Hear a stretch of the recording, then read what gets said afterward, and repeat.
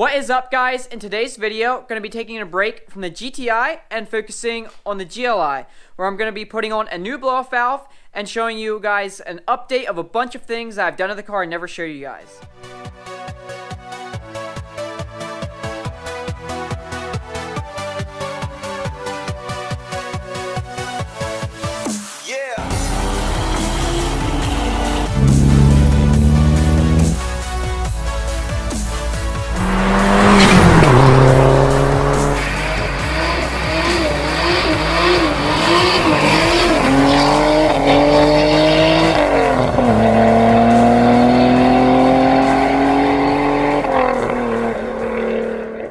Alrighty guys, it has been a very long time since I've done any video actually featuring the car. You guys have seen a few glimpses of it, but the last video that actually focused on this car was at the Tail of the Dragon, which was, I think, in June.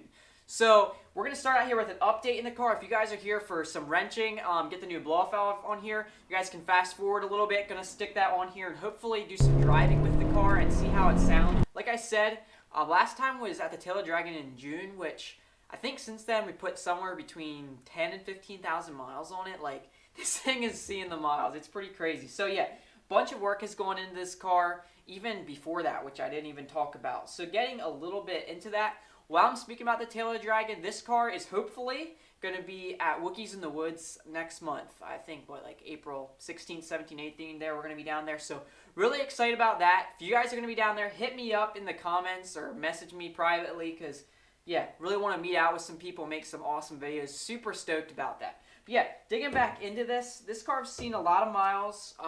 We're actually, hopefully, we should hit 200,000 on the trip down to Wookiees in the Woods and back. So that's pretty crazy.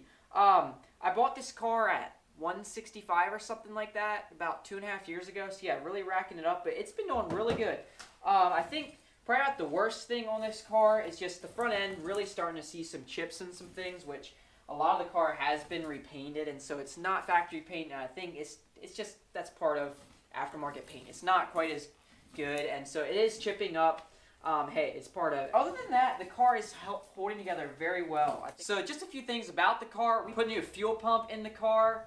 The coolant housing right above the transmission, had to replace that. It started leaking a little bit, and then all of a sudden it just started like going through coolant. So really had to get on that.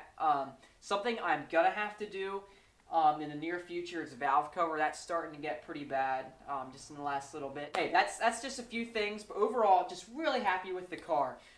Out of all my cars, I would say this is my best car simply because it served its purpose so well. I mean, I stuck the clutch in when I got it, and it just kills it. Like, as a daily, it's such a fun car. One of my biggest gripes about this car, which not all Mark IVs, but I've heard of other people with problems, this thing here has caused me so many headaches. This is my left rear brake caliper. So when I bought the car, a few months afterwards, my e-brake started just hanging up really bad. So I put an OEM one on the car, which I'm not sure why I paid the money to do that. I don't know what it was. Like 360 bucks, something like that. Something outrageous. These things are stupid expensive. The GLI ones are slightly bigger, and they come powder-coated red.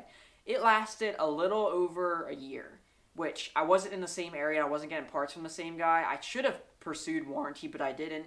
And we got Seb, which I get all my GTI parts. You guys, I talk about it all the time. I get all my parts from him. He hooked me up for like 60 bucks, put a used one on.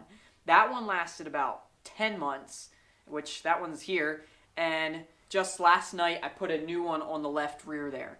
And that one there is a TRW, which I got 1 year warranty with that. Something that someone told me recently, which my TRW one came with like a white grease, is to keep it lubed right around where the bolt goes in here, because they seize up inside there. Something to mention is that I could soak it with Gibbs and it would be sweet. I kind of like work it for a little bit, which Gibbs is like a rust penetrator, whatever you guys use, and it would be sweet for like a few weeks and it would just come right back. But something when I put this one on, I lubed it all the way around there, just covered it in grease, and I'm going to try and keep after that, just to keep water out. We're going to see if that helps. So something to mention. The cables did not seem bad at all, but I also replaced those about a month ago, just as something that, you know, just because it's weird. It's always the left rear. The right rear is still the factory one. It's been awesome. But hey, if this solves my problem, I don't know. We'll see. It's been frustrating. I've heard of a few other guys with this problem. If you've had it or have any other things for me, put it in the comments or message me. I'm kind of curious. Like, I've heard of problems, but is there a solution for these things? So that's just a question.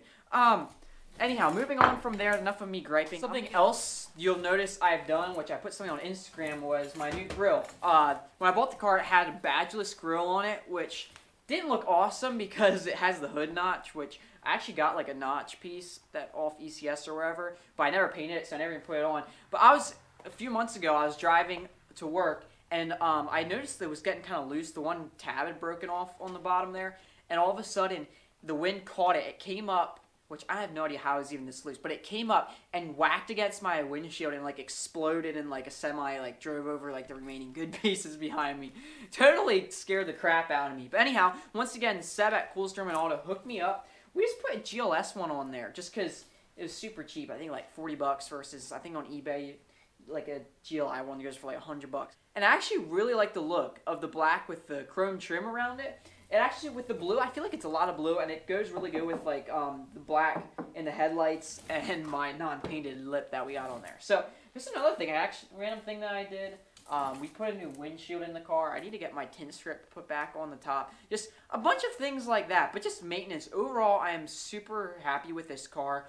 Before we go to Wookiees in the Woods, we're going to be pulling plugs. I want to get a spare coil because I haven't touched any of that since I bought the car. I'm trying to think. I don't think I put any belts on it. I mean, did a timing belt. But I mean, like, you know, just it's kind of crazy that I haven't really had problems with this car. So, hey, we're going to hopefully keep that up.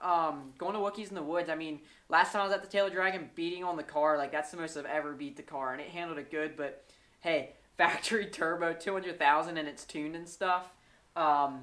Yeah, there's going to be problems coming down the road. Which, now, mentioning that it's tuned, so I bought this car, and the owner told me that it was stock, or at least they thought it was, which I messaged them since then, and they're like, yeah, I thought it was. Well, right away, put a clutch in it. It was so bad when I bought the car that going up a hill, that it was just slipping. I could barely go up the hill. Like, it was just riding on the rivets. Like, insane bad. But anyhow, put the clutch in it, and right away was like, okay, like, doesn't quite feel stock here. Like, first off, no rev limiter, and I've driven stock 1.8Ts. They're not impressive by any means. So, it was like, okay, I have no idea what's in it. It wasn't anything crazy, but it felt good. And drove the car around like that for a while. It was really weird. Occasionally, it'd have times where it'd just fall on its face. Like, I remember if I push it hard, like, you know, of course in Mexico, would kind of do a little bit of pulls with people. Car would like do awesome and then fall on its face, like really weird. So I was like, I guess it's just second gear feels good and third's bad. Well, turns out we're having problems. So I was like, okay, we're having problems with the tune, not really sure.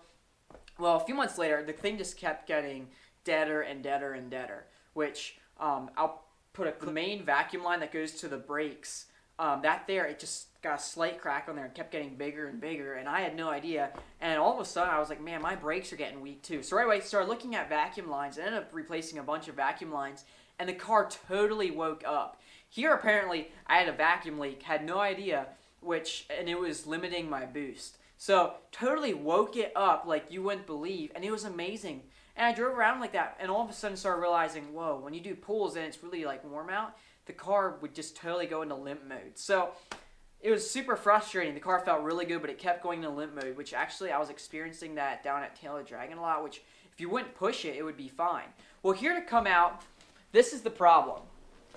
My Greddy blow-off valve, which right away you guys are like, well, dude, you had the wrong blow-off valve on the car, which, yeah, knew that, but it's super weird. So basically, I put the blow-off valve on the car a year and a half ago now, which, if you guys know, the factory diverter valve on this car puts all the air, instead of venting to atmosphere like this does, just puts it all right back in the intake. This is totally the wrong setup for this car, but I was curious how it sounds when my friends had it, and we stuck the Greddy on the car, and it sounded really good. Like, not hating on Focus STs, but we got a few around here that, you know, when they shift, all you hear is psss. And this thing here, like, actually made some really nice turbo sounds, considering these KO3s are tiny. But anyhow, so stuck it on the car and ended up really loving it, and had no issues with it, which it's kind of stupid because it screws up your map, and yeah, it's not designed to auto work this way. And apparently had it on the car for over a year, drove awesome until I found the vacuum leak and we started boosting harder. And right away, that's when this thing here, it was just enough boost that apparently it wasn't there before, that it started just having just enough boost that started kicking codes, and it would just put it into limp mode. So I had no idea never crossed my mind that it would be this because I drove it for so long and had no problems. But it was just because wasn't boosting properly before, so that's why it never triggered it. So I had a dude scan it with his VAGCOM, and right away was like, oh, diverter valve. That's kind of weird. You don't see this. And I was like, right away I knew it was this. Hooked up the factory one, and it's been sweet. So drove it around like that now for the last 2 weeks, and yeah, no problems whatsoever. But the car doesn't sound good with the factory diverter valve. These things kind of like, I don't know, kind of whistle, wheeze, it's kind of weird. And especially because it has a different air filter on here that gets a little bit more flow, you really hear that wheezing and sucking, and it's not good. So, thanks to Maddie, we got another blow-off valve here. Just look at it. Now we got the proper blow-off valve for the car. This came off a 180T. These have different spring rates for like how much they blow off. I have no idea what it's set up, but it came off one of these, so we're going to stick it on here and see what it's like. But you guys can see here, right here we got the blow-off vent to atmosphere, and here it vents it back in so that it doesn't screw up your map, and it's not going to be throwing code. So we're going to stick this on here and see how it is. Hopefully it's going to be awesome. So we make some cool noises, even if it doesn't really actually help too much with any kind of performance, which is not putting as much back pressure in there, but still probably not going to help much. But we're going to see, hopefully make some cool noises today. We'll stick this on, and we'll go take it for some driving and get some driving sounds so you guys can hear this thing and see what it's like.